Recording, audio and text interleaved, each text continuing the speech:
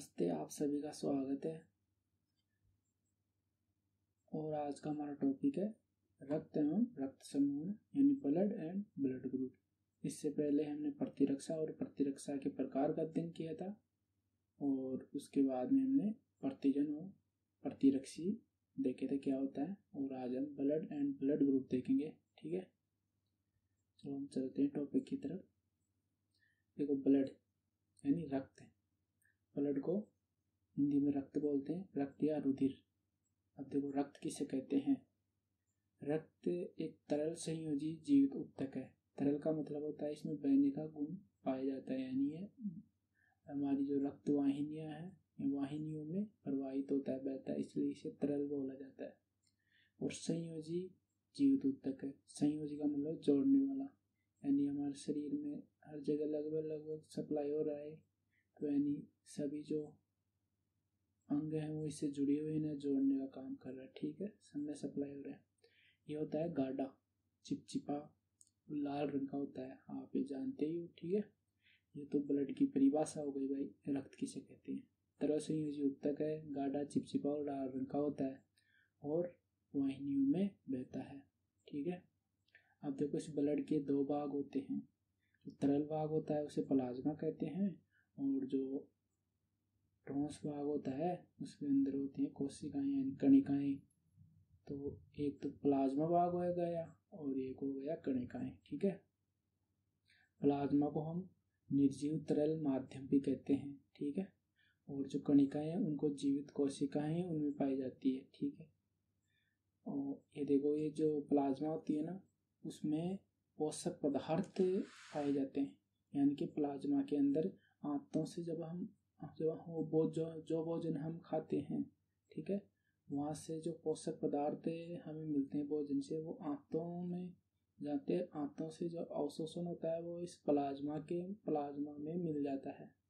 ठीक है, तो इसमें पोषक पदार्थ पाए जाते हैं, और ये पोषक पदार्थों को हमारे शरीर में सभी अंगों तक सप्लाई की जाती है।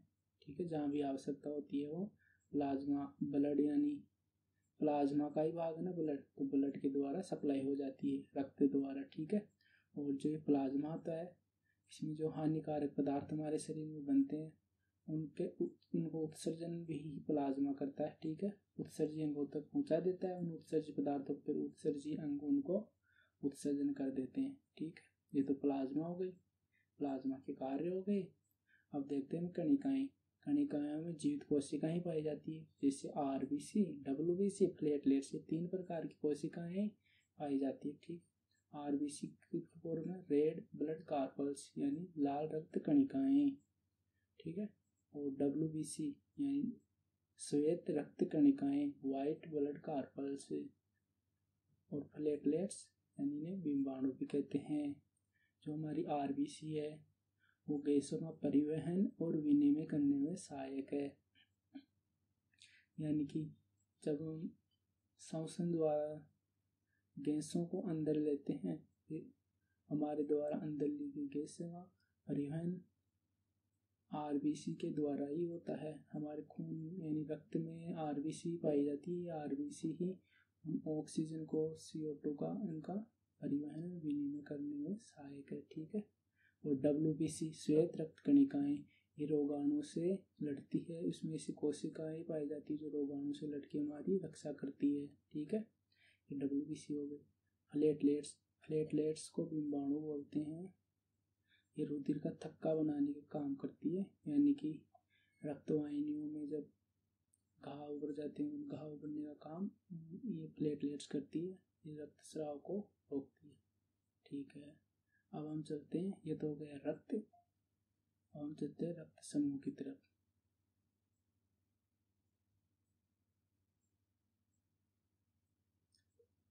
रक्त के बारे में विस्तृत रूप से खनिज संचरण वाले चैप्टर में भी अलग से और पढ़ेंगे।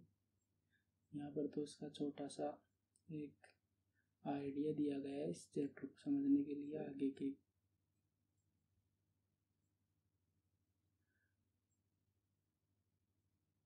ये देखो, रक्त समूह। सबसे पहले वैज्ञानिक कार्ल लैंडस्टीनर ने रक्त को विभिन्न रक्त समूहों में विभाजित किया था। किस आधार पर किया था? आरबीसी की सतह पर पाए जाने वाले प्रतिजन के आधार पर।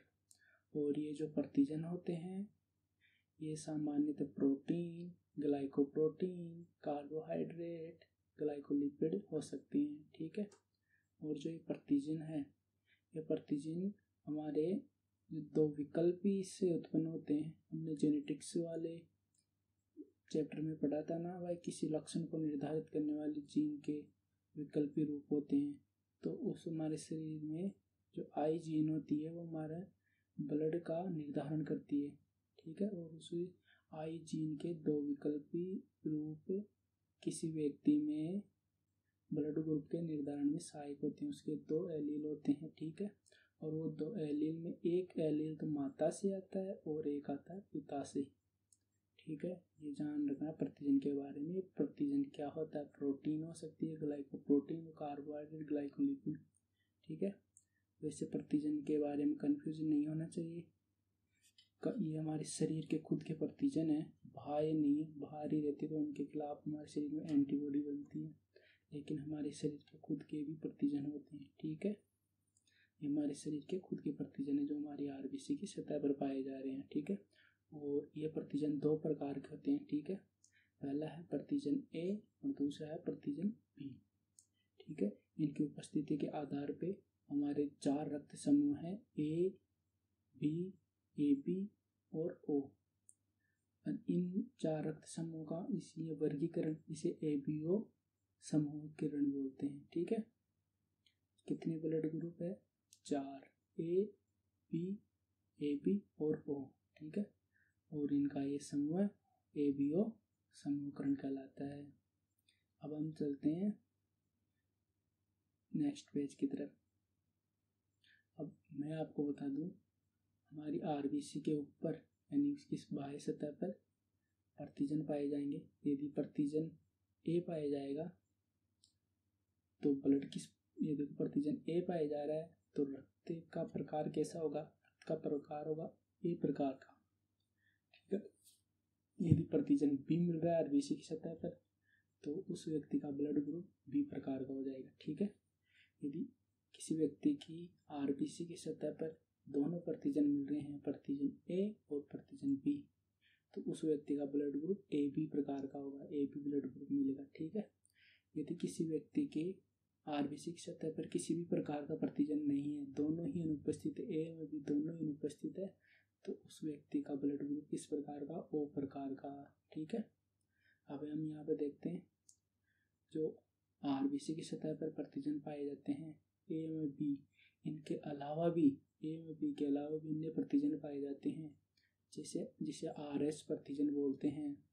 ये भी एक विशेष प्रकार की प्रोटीन होती है जो आरबीसी की सतह पर पाई जाती है। अब इसके आधार पर हमारा ब्लड ग्रुप भी 2 प्रकार का होता है। ठीक है। जैसे यदि आरएच प्रतिजन उपस्थित है तो उसे बोलेंगे हम आरएच पॉजिटिव, यानी धनात्मक ब्लड ग्रुप। और यदि आरएच प्रतिजन यानी आरएच कारक अनुपस्थित है तो उसे बोलेंगे आरएच नेगेटिव ब्लड ग्रुप। ठीक है। ये देखो, अब हम ऊपर देखते हैं, यदि किसी की आरबीसी की सतह पर, किसी व्यक्ति की आरबीसी की सतह पर प्रतिजन ए पाया जा रहा है तो उसका ब्लड प्रकार होगा ए प्रकार का। ठीक है। और उस व्यक्ति के अंदर जो प्रतिरक्षी काम करेंगे वो करेंगे बी के खिलाफ, यानी प्रतिजन ए उसके अंदर पाया जा रहा है लेकिन उसके अंदर एंटीबॉडी बी प्रकार की बनेगी। ठीक है। और किसी व्यक्ति किस आरबीसी की सतह पर प्रतिजन बी है तो ब्लड ग्रुप किस प्रकार का होगा? बी प्रकार का। और उसके अंदर प्रतिरक्षी यानी एंटीबॉडी किसके खिलाफ बनेगी? ए के खिलाफ। ठीक है। ये ध्यान से देखो यहाँ पर, यदि किसी का ब्लड ग्रुप ए है तो उसके शरीर में प्रतिरक्षी बी के खिलाफ बनेंगे, यानी कि एंटीबॉडी बी के खिलाफ बनेगी। यदि किसी का ब्लड ग्रुप बी प्रकार का है तो उसके अंदर एंटीबॉडी ए के खिलाफ बनेगी। ठीक है। ये देखो, और किसी का ब्लड ग्रुप ए बी प्रकार का है तो उसके अंदर प्रतिरक्षी नहीं पाए जाएंगे, किसी प्रकार का प्रतिरक्षी नहीं बनेगा। ठीक है। इसीलिए जो ए बी प्रकार का ब्लड ग्रुप होता है उसे सर्वग्राही ब्लड ग्रुप कहते हैं। यानी ये सर्वग्राही, सर्व मतलब सभी, और ग्राही को ग्रहण करने, यानी सभी प्रकार के ब्लड को लेने वाला सर्वग्राही कहलाता है। यानी जिस व्यक्ति के अंदर ब्लड ग्रुप ए बी प्रकार का पाए जाते हैं उसे हम किसी भी प्रकार का ब्लड, उसे जरूरत पड़ेगी तो किसी प्रकार का ब्लड उसमें चढ़ा सकते हैं, यानी उसको दिया जा सकता है। ठीक है। यदि किसी व्यक्ति की आरबीसी की सतह पर प्रतिजन नहीं पाए जाते तो उस प्रकार का ब्लड होता है ओ प्रकार का ब्लड ग्रुप। ठीक है। और ओ प्रकार का जो ब्लड ग्रुप होता है, क्योंकि इसके ऊपर किसी प्रकार का प्रतिजन नहीं है, इस वजह से सर्वदाता ब्लड ग्रुप बोला जाता है। यानी कि ये जिस व्यक्ति के अंदर ओ प्रकार का ब्लड ग्रुप है वह व्यक्ति सभी प्रकार के ब्लड ग्रुप वाले व्यक्तियों को ब्लड डोनेट कर सकता है, यानी खून दान कर सकता है। ठीक है। सर्वदाता, सभी को देने वाला। ठीक है। और उसके अंदर स्वयं के अंदर ए प्रतिरक्षी ए में भी दोनों प्रकार की प्रतिरक्षी एंटीबॉडी उसके अंदर पाई जाती है। ठीक है। ये हो गए हमारे शरीर में कितने प्रकार के ब्लड ग्रुप है, 4 प्रकार के। A B, A first A, second B, third A B और ओ। जब किसी का ब्लड ग्रुप ओ प्रकार का होता है, यानी कि उसकी आरबीसी के ऊपर सतह पर दोनों ही प्रतिजन अनुपस्थित रहते हैं। ठीक है। इस वजह से सर्वदाता कहलाता है। ओ प्रकार का ब्लड ग्रुप सर्वदाता होता है। ठीक है। अब हम चलते हैं नेक्स्ट पेज की तरफ चलते हैं। अब देखो आपकी किताब में एक सारणी दे रखी है ना, वो ये नेक्स्ट पेज में उससे अच्छे से समझ में आ जाएगी। ठीक है। हम देखते हैं इस पेज में आपकी सारणी आपको समझ में आ जाएगी। हमने देखा ना अभी, इसके आधार पर यदि आपको समझ में नहीं आए या किसी प्रकार कोई दिक्कत हो आप कमेंट करके बता सकते हैं। ये देखो, आरबीसी की सतह पर प्रतिजन ए व बी, इनके अलावा ए व बी तो पाए ही जाते हैं, और इनके अलावा आरएच प्रकार का प्रतिजन यानी आरएच कारक भी पाया जाता है। ठीक है। अब देखते हैं, हम अलग अलग केस लेके चलते हैं। यहाँ पर देखो 8 केस होते हैं, उनको हम देखते हैं। यदि आरबीसी की सतह पर प्रतिजन ए है, उसके साथ में आरएच कारक भी उपस्थित है, तो जो ब्लड ए ग्रुप होगा ना होगा ए पॉजिटिव। यानी कि आरबीसी की सतह के ऊपर ए प्रतिजन पाए जाने की वजह से उसका ब्लड ग्रुप होता है ए, और आरएच कारक उपस्थित है यानी कि आरएच पॉजिटिव है, तो इसको बोलेंगे हम ए पॉजिटिव। ठीक है। इसको देखो अच्छे समझ में आ रहा है ना। यानी कि ए तो इसलिए बोल रहे हैं ब्लड ग्रुप ए भाई आरबीसी की सतह पर प्रतिजन ए पाया जा रहा है। ठीक है। और आरएच कारक भी उपस्थित है, इसी वजह से ये पॉजिटिव है, यानी प्लस का चिन्ह आ गया तो ये ब्लड ग्रुप हो गया ए पॉजिटिव। नेक्स्ट केस देखते हैं। यदि आरबीसी की सतह पर प्रतिजन ए उपस्थित है लेकिन आरएच कारक अनुपस्थित है, तो इसे बोलेंगे ये ब्लड ग्रुप होगा ए नेगेटिव प्रकार का ब्लड ग्रुप होगा। ठीक है। यदि आरबीसी की सतह पर प्रतिजन बी व आरएच कारक दोनों उपस्थित है, तो प्रतिजन बी उपस्थित होने की वजह से ब्लड ग्रुप का बी, और आरएच कारक उपस्थित होने की वजह से ये है पॉजिटिव यानी बी पॉजिटिव। ठीक है। तो हम चलते हैं फोर्थ केस की तरफ। यानी प्रतिजन आरबीसी की सतह पर प्रतिजन बी तो उपस्थित है लेकिन आरएच कारक अनुपस्थित है, इसकी वजह से ब्लड ग्रुप का बी नेगेटिव। ठीक है। अब नेक्स्ट वाला देखते हैं।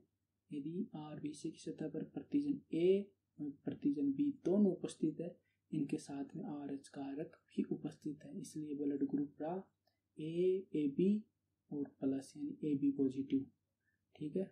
ब्लड ग्रुप ए बी किस लिए हुआ, क्योंकि आरबीसी की सतह पर प्रतिजन ए व बी दोनों उपस्थित है, इसलिए ब्लड ग्रुप कौन सा रहा ए बी, और आरएच कारक भी प्रेजेंट है, इसलिए ये रहा पॉजिटिव यानी plus A B positive blood group का। नेक्स्ट और आप खुद बोलो, खुद एक बार करके देखो। प्रतिजन आरबीसी की सतह पर प्रतिजन ए और प्रतिजन बी उपस्थित है लेकिन आरएच कारक अनुपस्थित है, इसलिए ये ब्लड ग्रुप इस प्रकार का हुआ ए बी नेगेटिव। प्रतिजन ए व बी दोनों उपस्थित है, इसलिए ब्लड ग्रुप रहा ए बी, लेकिन RH कारक अनुपस्थित है, इसलिए AB नेगेटिव। ठीक है, नेक्स्ट केस देखते हैं। प्रतिजन A और प्रतिजन B दोनों ही अनुपस्थित है। ठीक है, तो ब्लड ग्रुप कौन सा रहेगा? O। और RH कारक उपस्थित है, जिसकी वजह से O पॉजिटिव। ठीक है, यदि प्रतिजन A और प्रतिजन B दोनों ही अनुपस्थित है लेकिन RH कारक भी अनुपस्थित है, इसलिए ब्लड ग्रुप कौन सा रहा? O negative. ठीक है, लास्ट के दोनों ये चारों बहुत इंपॉर्टेंट, इनको देख लेना। अब आगे का हम नेक्स्ट वीडियो के अंदर पढ़ाएंगे। Blood group and blood group का कंप्लीट हो गया। आप सभी का धन्यवाद, थैंक यू।